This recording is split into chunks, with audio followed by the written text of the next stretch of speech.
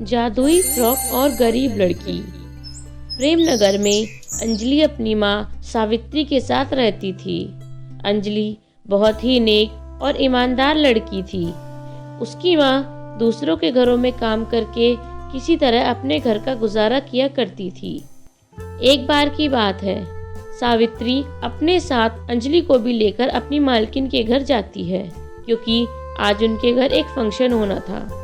माँ, ये क्या हो रहा है? बेटा, आज मालकिन की बेटी वर्षा का जन्मदिन है, उसी की पार्टी है। माँ, ये जन्मदिन क्या होता है? आपने तो कभी ऐसे मेरा जन्मदिन नहीं मनाया। मेरा जन्मदिन कब आएगा माँ? मेरे जन्मदिन में भी इतने सारे लोग आएंगे क्या? क्या मैं भी वर्षा की जैसे फ्रॉक पहनूंगी? बताओ ना माँ, बोलो ना।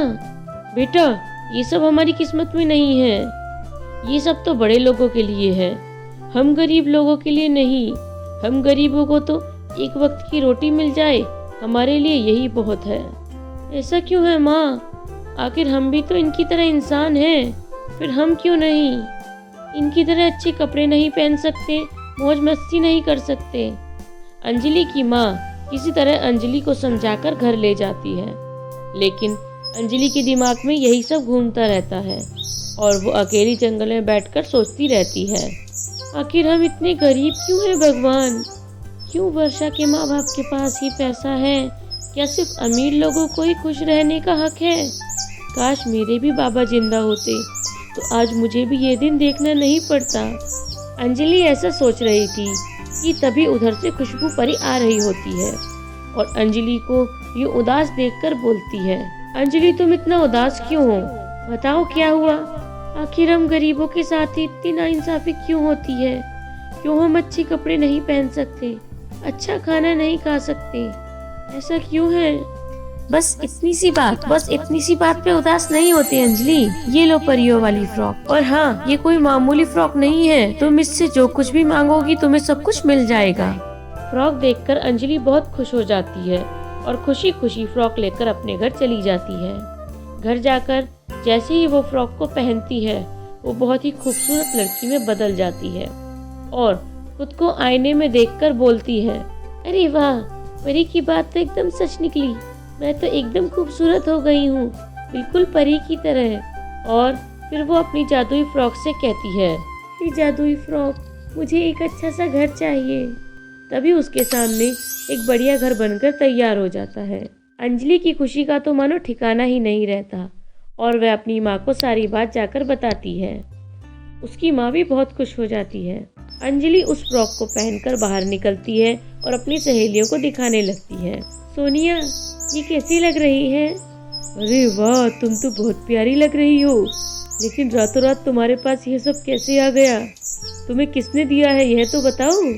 अरे वो सब छोड़, अब मैं पहले की तरह गरीब नहीं रही और आज शाम मेरे घर पर पार्टी है, तुम सबको मेरे घर पर आना है। क्या पार्टी? वो भी तुम्हारे घर? तुम लोगों को यकीन नहीं होता ना, तो आज शाम को मेरे घर आ जाना, तुम्हें सब कुछ पता चल जाएगा। शाम को अंजलि की सहेलियां अंजलि के घर जाती हैं और उसके घर पर इतनी सारी तैयारी को देखकर दंग रह जाती हैं।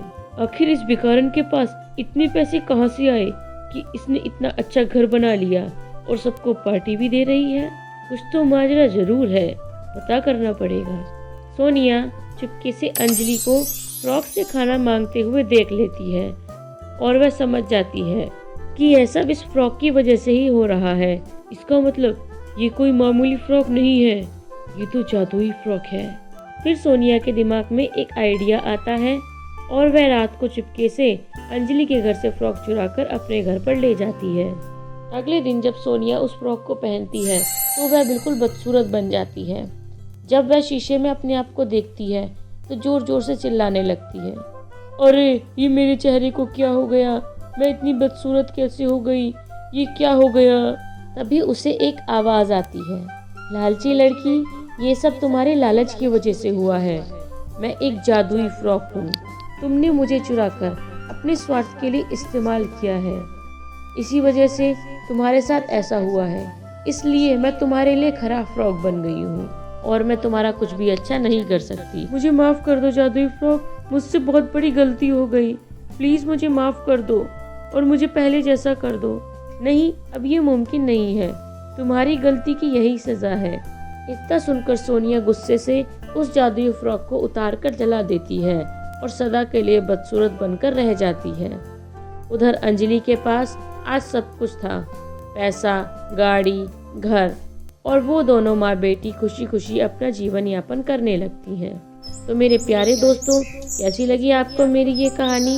अगर कहानी अच्छी लगी हो तो मेरे वीडियो को लाइक करें, अपने दोस्तों के साथ भी शेयर करें। और हाँ, अगर आपको ऐसी ही मज़ेदार कहानियाँ देखना पसंद है तो मेरे चैनल को सब्सक्राइब करना ना भूलें। तो मिलते हैं ऐसी ही एक और मज़ेदार कहानी के साथ। बाय बाय दोस्तों।